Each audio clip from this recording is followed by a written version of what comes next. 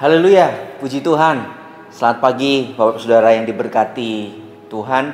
Dan kembali lagi hari ini kita akan dibekali, dikenyangkan melalui kebenaran firman Tuhan yang akan menjadi pedoman penuntun dalam setiap kehidupan kita menjalani hari yang baru pada sepanjang hari ini. Puji Tuhan.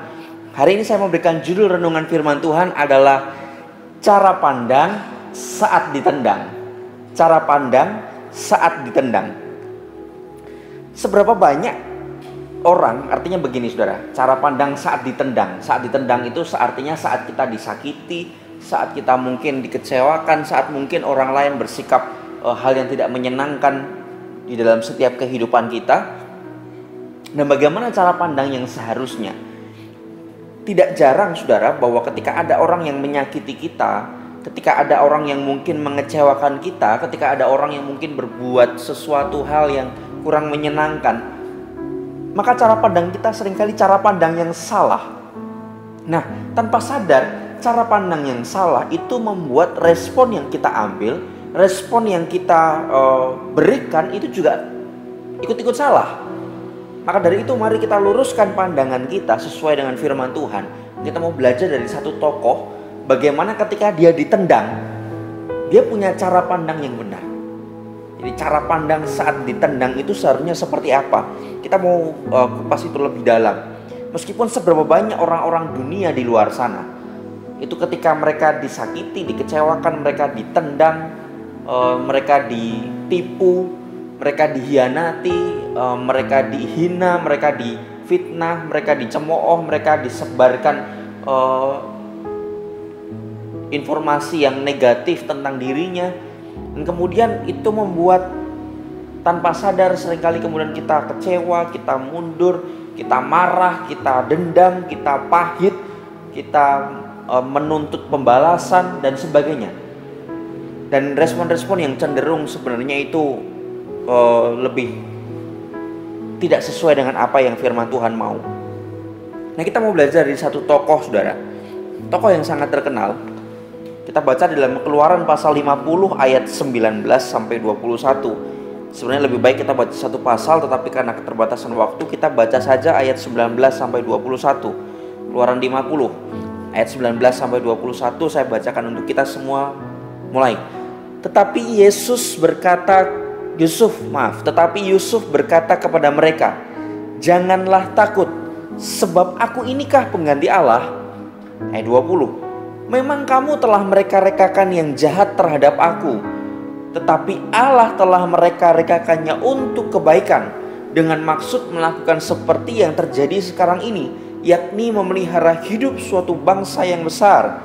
Jadi janganlah takut, aku akan menanggung makananmu dan makan anak-anakmu juga." Demikianlah ia menghiburkan mereka dan menenangkan hati mereka dengan perkataannya. Ini adalah kalimat-kalimat yang diucapkan oleh Yusuf yang kita percaya bahwa ini berangkat dari bagaimana cara pandangnya. Kita tahu bersama, saya tidak perlu ceritakan, ini sudah cerita kisah yang sangat kita hafal, bagaimana Yusuf itu disakiti, Yusuf dikecewakan, bahkan Yusuf mengalami perlakuan-perlakuan yang tidak baik dari kakak-kakaknya. Sampai satu titik Yusuf harus dimasukkan ke dalam sumur, namun kemudian dikeluarkan, tapi bukan untuk dibebaskan, tapi dikeluarkan justru malah dia harus dijual ke rumah perbudakan. Nah, kita melihat di sini bagaimana pengalaman yang dialami oleh Yusuf itu luar biasa. Dan saya percaya di antara kita tidak pernah ada yang sampai kemudian dimasukkan sumur oleh keluarga kita sendiri, oleh saudara kita sendiri. Tapi Yusuf mengalami hal ini. Dan Yusuf punya ribuan alasan, Yusuf punya begitu banyak alasan untuk Yusuf harusnya pahit, untuk Yusuf harusnya sakit hati, untuk Yusuf seharusnya menaruh dendam dan ingin menuntut balas atas perlakuan kakak-kakaknya. Tapi kita melihat di sini bagaimana perlakuan Yusuf ketika kakak-kakaknya itu merasa kemudian mereka takut Yusuf akan menuntut balas, maka ayat 19 sampai 21 ini muncul kalimat ucapan yang disampaikan oleh Yusuf. Bagaimana cara pandang Yusuf? Ayat 19. Tetapi Yusuf berkata kepada mereka, "Janganlah takut, sebab aku inikah pengganti Allah." Cara pandang yang pertama adalah ketika ada orang yang menyakiti kita, cara pandang saat ditendang adalah bahwa Yusuf itu melakukan penerimaan, bukan penghukuman. Nah, ayat 19 yang tadi kita baca ini menunjukkan bahwa Yusuf tahu porsinya. Tahu antara porsinya dengan tahu antara porsinya Allah. Tahu antara yang bagiannya dengan tahu antara bagiannya Allah. Yusuf itu melakukan penerimaan, bukan penghukuman. Padahal sebenarnya secara kapasitas Yusuf bisa melakukan pembalasan. Yusuf bisa melakukan penghukuman. Dia orang nomor 2 di Mesir, bayangkan saudara. Kakak-kakaknya hanya apa? Hanya rakyat biasa. Dia memerintahkan dengan satu perintah saja habis tuh kakak-kakaknya. Tapi itu tidak dilakukan Yusuf. Yusuf lebih melakukan penerimaan dibandingkan penghukuman. Roma 12 ayat 19, ayat yang kita sudah juga tahu bersama ayat ini. Roma pasal 12 ayatnya yang ke-19.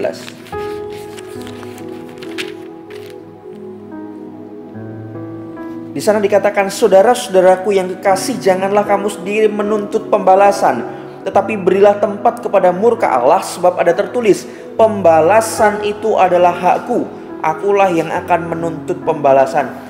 Firman Tuhan. Seringkali kita kalau ada orang yang mau menyakiti kita, seringkali ada orang yang mengecewakan kita, kecenderungan kita adalah, saya pengen balas ini orang ini. Saya senang kalau lihat orang ini jatuh. Tapi Roma 12 ayat 19 berkata bahwa pembalasan itu haknya Tuhan. Bagian kita adalah menerima dengan kasih, tetapi penghukuman itu bagian dari kemahaadilannya Tuhan. Dan itu bukan porsi, itu bukan bagian dari kita. Tapi Yusuf berbeda.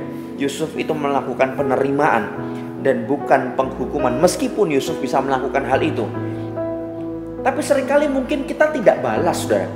Ketika ada orang menyakiti kita, orang menipu kita, orang mengkhianati kita, orang memfitnah kita, kita memang tidak balas mereka. Tetapi yang seringkali ada di dalam hidup kita adalah kita senang kalau lihat orang itu jatuh. Memang kita tidak balas.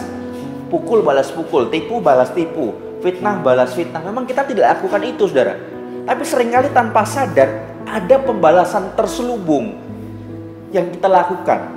Yaitu adalah kita senang kalau orang yang sudah menyakiti kita, orang yang sudah berbuat salah dengan kita, orang yang sudah menyalahi kita, kemudian dia jatuh, kemudian dia menerima satu malapetaka yang memang itu bukan atas dasar pembalasan kita.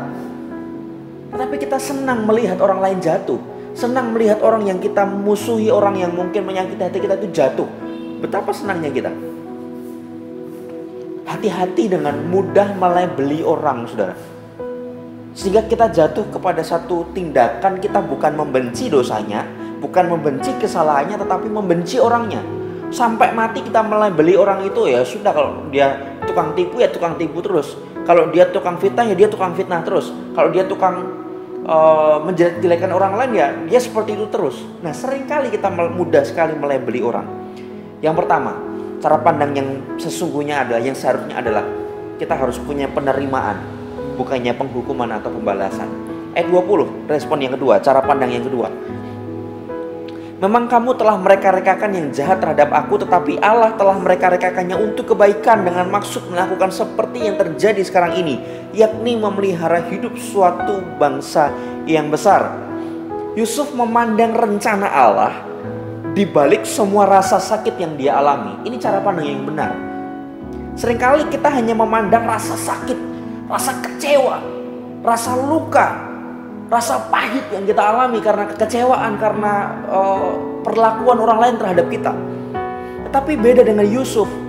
Memang secara faktual saudara-saudaranya menyakitinya, tetapi Yusuf tidak lebih memandang itu. Yusuf lebih fokus kepada rencana ilahi di balik semua itu. Artinya pun kalau Yusuf sampai masuk sumur, itu adalah kehendak Tuhan. Dan ternyata Tuhan izinkan semuanya itu untuk membawa Yusuf makin naik, dan makin naik. Jadi Yusuf tidak memandang rasa sakit yang dia alami. Dia tidak berfokus kepada itu. Tetapi Yusuf memandang rencana Allah di balik semua rasa sakit yang dia alami. Dan mimpi Yusuf yang kita lihat, saudara, yang kita tahu, kita tidak sempat baca, tapi kita tahu bersama Yusuf mendapatkan mimpi. Dan ternyata mimpi yang diberikan Tuhan kepada Yusuf itu memang harus terlaksana dengan cara demikian. Tanpa sumur, tanpa dijual, tanpa dia ada di rumah Potifar sebagai budak, tanpa dia dipenjara, maka mustahil ada istana, maka mustahil ada mahkota. Seringkali Tuhan izinkan kita berada di titik yang terbawah. Kita dijatuhkan sejatuh-jatuhnya oleh orang di sekitar kita. Kita direndahkan serendah-rendahnya oleh orang di sekitar kita. Untuk ternyata Tuhan bawa kita naik. Makin ditekan, makin naik. Jadi jangan pandang setiap rasa sakit yang kita hadapi, yang kita rasakan, tetapi pandang rencana Allah di balik semua itu. Kalau Tuhan izinkan, Tuhan punya maksud yang besar dalam kehidupan kita. Sebab apa, saudara? Rasa sakit yang kita alami tidak sebesar promosi Tuhan yang akan Tuhan nyatakan, yang Tuhan kerjakan dalam kehidupan kita.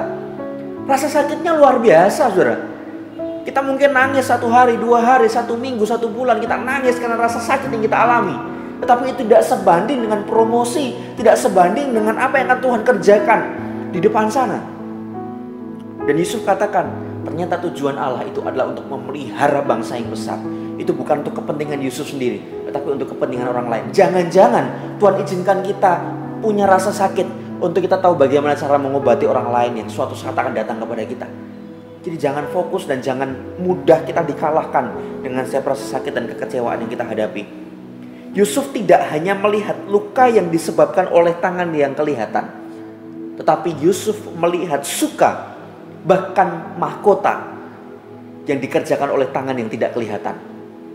Jadi jangan hanya berfokus kepada apa yang orang lain lakukan kepadaku, tetapi berfokuslah di balik semua ini apa yang mau Tuhan lakukan di dalam setiap kehidupan saya.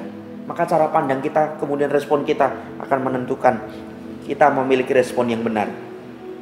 Itu pun kakaknya sengaja, saudara. Nah kalau nggak sengaja, jadi baik sengaja nggak sengaja itu nggak ada urusan. Semua itu bergantung kepada sikap hati kita dan cara pandang kita yang benar. Saat berani nggak kita berkata seperti Yusuf? Saat kita disakiti oleh orang lain, secara fakta memang orang lain mereka rekakan yang jahat terhadap aku. Tetapi dalam hati iman kita dan kita berani katakan, deklarasikan bahwa Allah sedang mereka-rekakan yang baik untuk saya. Sudah ditipu oleh rekan sekerjamu, sudah dihianati oleh pasanganmu, sudah tidak mendapatkan perlakuan yang menyenangkan oleh keluargamu atau teman-temanmu. Dengan iman katakan, Allah sedang mereka-rekakan yang baik untuk saya. Dan cara pandang yang ketiga, ayat 21. Jadi janganlah takut, aku akan menanggung makanmu dan makan anak-anakmu juga. Demikianlah ia menghiburkan mereka dan menenangkan hati mereka dengan perkataannya. Cara pandang yang ketiga adalah, hidupku itu untuk memberkati, bukan untuk menyakiti, meskipun aku sudah tersakiti. Ini yang luar biasa. Terus kemudian bukan berarti kemudian kalau dia disakiti, oke, saya tidak membalas, selesai. Tidak, saudara. Tapi Yusuf jauh melakukan apa yang jauh, yaitu dia memberkati saudara-saudaranya. Yesus pun pernah berkata, mungkin banyak ajaran-ajaran dalam dunia ini berkata, kasihilah sesamamu manusia. Tapi Yesus lebih jauh. Yesus katakan, kasihilah musuhmu dan berdoalah bagi mereka yang menganiaya kamu. Artinya bukan hanya kita puas bahwa, oh saya tidak menuntut balas, saya tidak melakukan pembalasan, lalu kemudian selesai. Tidak. Ternyata Yusuf, dia malah justru memberkati kakak-kakaknya. Malah katakan di sana, Yusuf yang menenangkan hati kakak-kakaknya. Ini luar biasa, saudara. Memang tidak mudah ketika kita menghadapi rasa sakit, tidak mudah ketika kita menghadapi rasa pahit. Tapi percayalah, saudara, Tuhan yang akan memulihkan seluruh kehidupan kita.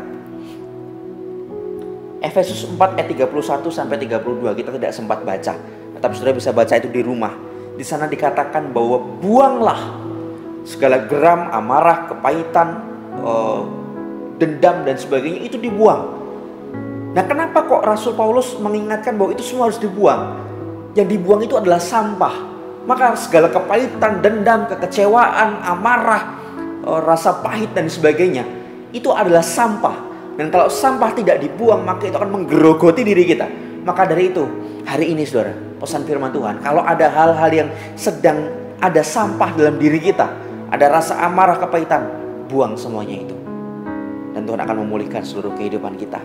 Demikian firman Tuhan, milikilah cara pandang saat ditendang. Tuhan Yesus memberkati kita semua. Amin.